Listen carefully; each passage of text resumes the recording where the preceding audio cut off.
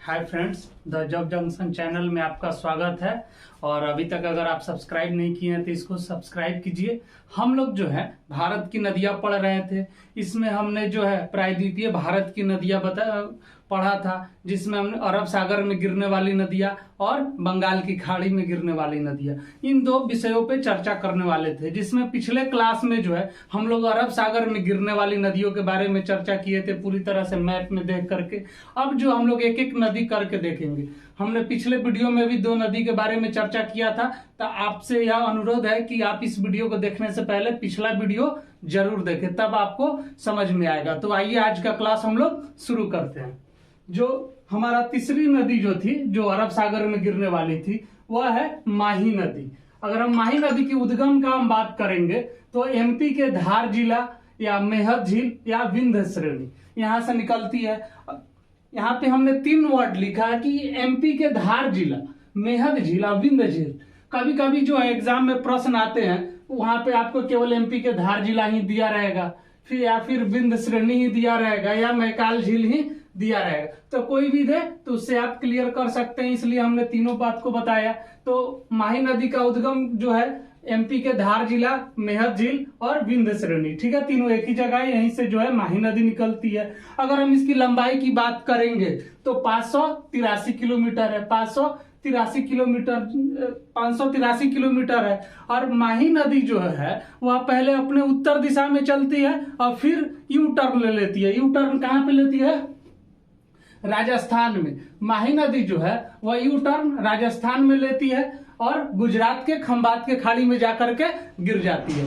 अब जो है एक प्रश्न, सबसे महत्वपूर्ण प्रश्न जो बनता है माही नदी से, वह है कि भारत की कौन सी नदी है जो कर्क रेखा को दो बराबर भागों में काटती है, यानी कि दो भागों में काटती है। वह जो होगा आपका माही नदी। ठीक है, कैसे काट रही है इसको हम लोग देखेंगे। तो यह जो है हमारा, अगर हम भारत के मैप को ड्रॉ कर रहे हैं एक रफ, तो कर्क रेखा जो है इस तरह से जाती है। आपको पता है कर्क रेखा जो है भारत के 8 राज्यों से होकर के गुजरती है। और यहाँ से जो है यह नदी निकली और यह नदी पहले चली ऐसे और अचानक से यू टर्न ले ली। यू टर्न लेने के बाद जो है यह ऐसे गई या फिर इस तरह से जो है घूम गई। तो इसने जो क्या हुआ, नदी जो है कर्क रेखा को दो भागों में काट दी।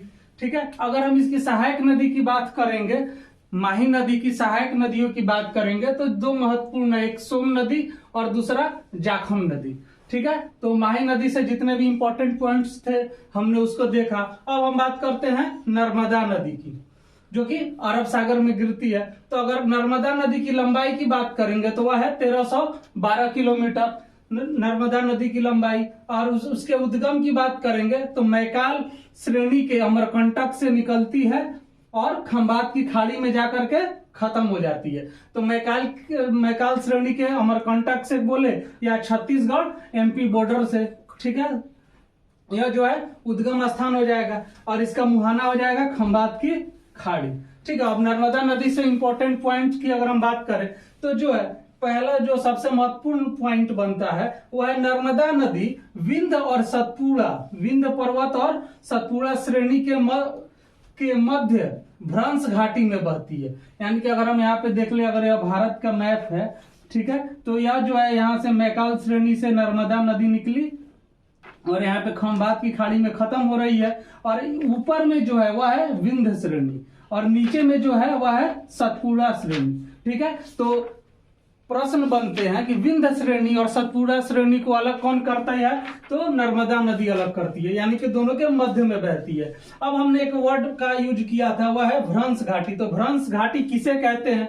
तो जब दो रेखाओं के बीच की चट्टानी स्तंभ नीचे की ओर धंस जाती है तब भ्रंश घाटी का निर्माण होता है। ठीक है, तो भ्रंश घाटी भाई वो कैसे पहचानेंगे कि वह भ्रंश घाटी है या भ्रंश घाटी नहीं है? तो उसमें जो है भ्रंश घाटी जो होगी वह लंबी होगी और वह जो होगी सक्रिय होगी और वह गहरी होगी। इस तरह से हम लोग देख सकते हैं। अब जैसे इस तरह से गई एक भाग और इधर झुक गई और ये एक भाग इधर का, ये दोनों भाग क्या हो गया, नीचे चट्टानी स्तंभ नीचे की ओर धंस गया, यानी कि इधर से भी ये धंस गया और इधर से भी धंस गया। तो ये किसका निर्माण हुआ? भ्रंश घाटी का निर्माण हुआ। ठीक है, अगर हम नर्मदा नदी में और बात करेंगे तो भारत की प्रायद्वीपीय नदियों में अरब सागर में गिरने वाली सबसे लंबी नदी है। यानी कि अगर अरब सागर में गिरने वाली सबसे लंबी नदी की बात करेंगे तो कौन आ जाएगी? नर्मदा नदी। ठीक है, प्रायद्वीपीय नदियों में अरब सागर में गिरने वाली। और नेक्स्ट जो है वह है गोदावरी और कृष्णा के बाद तीसरी सबसे लंबी नदी है। मतलब एक हो गया कि अरब सागर में गिरने वाली सबसे लंबी, जो कि वो भी प्रायद्वीपीय भारत की है, और एक हो गया ओनली प्रायद्वीपीय, यानी कि इसमें अरब सागर भी आ जाएगा और बंगाल की खाड़ी भी आ जाएगा। ठीक है, तो अगर दोनों मिला करके पूछेगा तब जो है नर्मदा नदी का स्थान आएगा तीसरा। अगर केवल अरब सागर में पूछेगा तब आ जाएगा पहला। ठीक है, तो पहले नंबर पे कौन आ जाएगी प्रायद्वीपीय में? तो वह आ जाएगी आपकी गोदावरी नदी, और दूसरे नंबर पे आ जाएगी कृष्णा नदी। ठीक है, उसके बाद अगर हम इसमें महत्वपूर्ण पॉइंट की और बात करेंगे तो वह है नर्मदा नदी पर सरदार सरोवर झील है। यह भी प्रश्न बहुत इंपॉर्टेंट हो जाते हैं कि भाई सरदार सरोवर झील किस नदी पर स्थित है? तो नर्मदा नदी पे। सरदार सरोवर झील जो है किस राज्य में स्थित है? तो गुजरात में स्थित है। ठीक है, उसके बाद अगर हम नेक्स्ट की बात करेंगे तो वह भड़ौच शहर तथा भड़ौच बंदरगाह जो है वह भी नर्मदा नदी पर स्थित है। ठीक है, उसके बाद यह नदी जो है एमपी के जबलपुर में भेड़ा घाट में जो है धुआंधार झरना बनाती है। धुआंधार झरना क्या हुआ? यानी कि पानी जो है एक जगह इतने वेग से गिरती है कि एकदम जो कुहासा टाइप, धुआं टाइप से जो है पूरा वहां पे दिखता है, उसी को जो है धुआंधार झरना कहते हैं। ठीक है, अगर हम इसकी सहायक नदी की बात करेंगे तो हो जाएगी ओरियन, तावा, दूधी, सकरी और हिरना।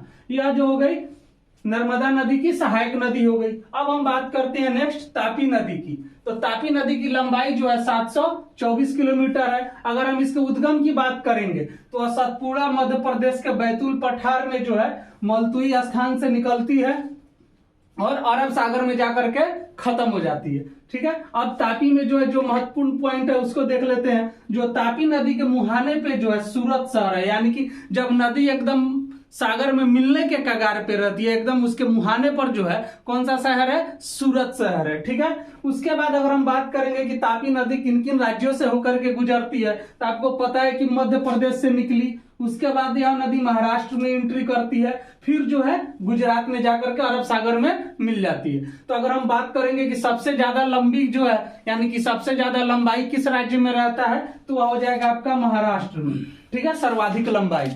तो तापी नदी का सर्वाधिक लंबाई महाराष्ट्र में हुआ। उसके बाद एक और महत्वपूर्ण बात इसमें बनते हैं, एक प्रश्न बनता है कि काकरा पार तथा उकई परियोजना जो है किस नदी पे है? तो तापी नदी पे है। अब जो है हम लोग नेक्स्ट नदी को देखते हैं। हमारा जो अगला नदी है वह है मांडवी नदी। तो भाई मांडवी नदी जो है उसका उद्गम स्थान कहाँ से है?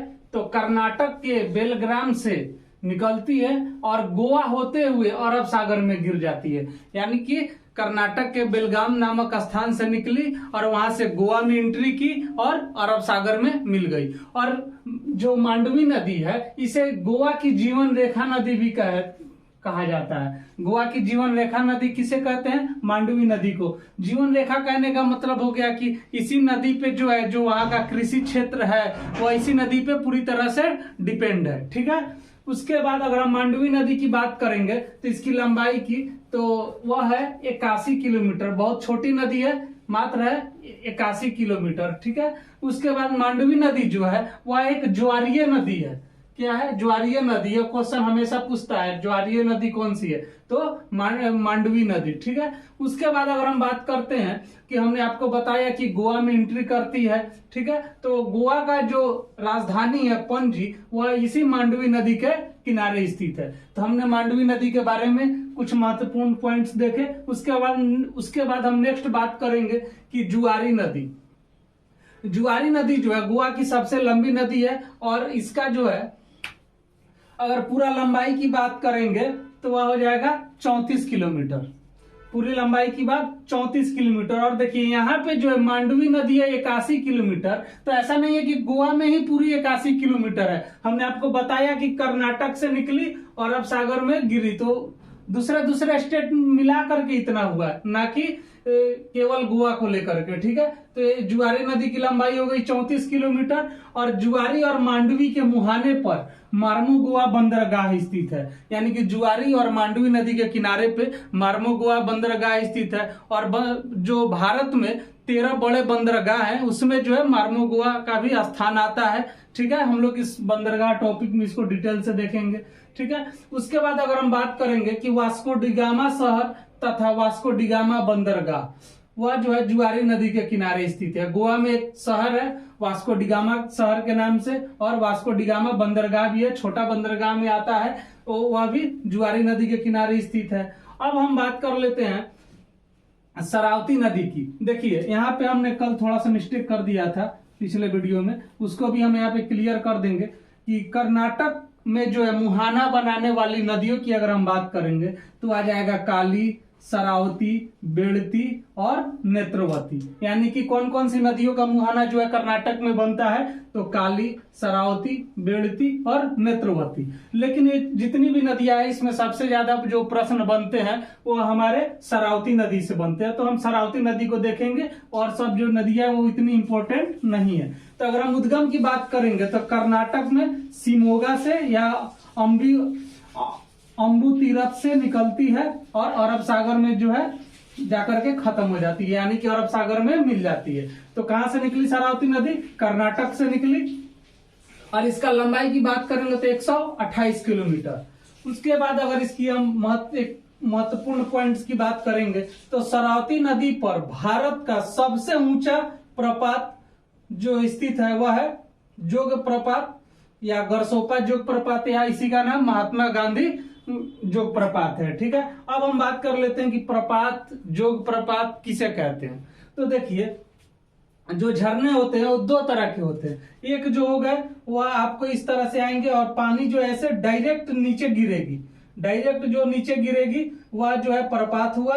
और जोग जो हो गया वह पानी ऐसी आएगी और यहाँ पे टकराएगी, जैसे यहाँ पे टकराई, जब पानी यहाँ से आएगी और यहाँ पे टकराई, फिर यहाँ से टकरा के ऐसे जाएगी, यानी कि सीढ़ीनुमा टाइप से, तो यह हो गया जोग। और यह प्रपात हो गया जो डायरेक्ट ऐसे आया और डायरेक्ट नीचे एकदम गिर गया बिना कहीं टच किए हुए। ठीक है, तो शरावती नदी पर कौन सा है, तो जोग प्रपात स्थित है, या गरसोपा जोग प्रपात या महात्मा गांधी जोग प्रपात, सब एक ही है। ठीक है, उसके बाद जो है कुंचिकल झरना प्रपात बराही नदी पर सबसे ऊंचाई पर स्थित है। देखिए कुंचिकल झरना जो है, जो कि इस तरह सीढ़ीनुमा आकार जो है वो पानी गिरती है और उसमें टकराई, फिर नीचे टकराई, फिर नीचे टकराई, ऐसे करके जो है नीचे तक पहुंचती है। तो कुंचिकल झरना जो है बराही नदी पर स्थित है, जो भारत की सबसे ऊंचाई पर स्थित झरना है। ठीक है, अब हम जो है बात करते हैं भरतपुझा नदी की। तो भरतपुझा नदी की अगर टोटल लंबाई की बात करेंगे तो वह है आपको 250 किलोमीटर। अगर हम बात करेंगे कि उसका उद्गम कहां से है, तो अन्नामलाई तमिलनाडु से निकलती है और केरल होकर अरब सागर में गिर जाती है। तो जो भरतपुझा नदी है उसका जो लंबाई है वो तमिलनाडु में मात्र 41 किलोमीटर है और केरल में 201 किलोमीटर है। ठीक है, तो कहां से निकली? अन्नामलाई तमिलनाडु से निकली और केरल होकर अरब सागर में गिर गई। अब जो है यह भरतपुझा जो नदी है वह केरल की सबसे लंबी नदी है, इसे नीला नदी के नाम से भी जाना जाता है। देखिए यहाँ पे हमने बताया था केरल में जो है मुहाना कौन कौन सी नदी बना रही है, तो भरतपुझा, पेरियार और पेम्बा। ठीक है, तो भरतपुझा नदी को हमने देखा। उसके बाद पेरियार नदी की बात करेंगे तो टोटल लंबाई 244 किलोमीटर और यह केरल की दूसरी सबसे बड़ी नदी है। और केरल की जीवन रेखा यानी कि जीवनदायिनी नदी भी कहा जाता है। गोवा की जीवनदायिनी नदी किसे कहा जाता है, तो मांडवी नदी को, और केरल की जीवनदायिनी नदी तो हो जाएगा पेरियार नदी। ठीक है, उसके बाद इडुक्की बांध इसी नदी पर स्थित है। किस पे? पेरियार नदी पे। अब हम नेक्स्ट जो नदी है हमारी वह है पेम्बा। तो पेम्बा नदी की जो लंबाई है वह है 176 किलोमीटर और यह नदी केरल से निकलकर वेम्बनाड झील में गिर जाती है। यानी कि यह जो हमारी अरब सागर में गिरने वाली जितनी महत्वपूर्ण नदियां सब थी उसके बारे में हम लोग चर्चा किए। कल के क्लास में हम लोग बंगाल की खाड़ी में गिरने वाली नदियों के बारे में चर्चा करेंगे। आप लोग अगर द जॉब जंक्शन चैनल को सब्सक्राइब नहीं किए हैं तो उसको जल्दी से सब्सक्राइब कर दीजिए और वीडियो में कंटिन्यू बने रहिए। आपके लिए प्रतिदिन क्लास जारी रहेगा। धन्यवाद।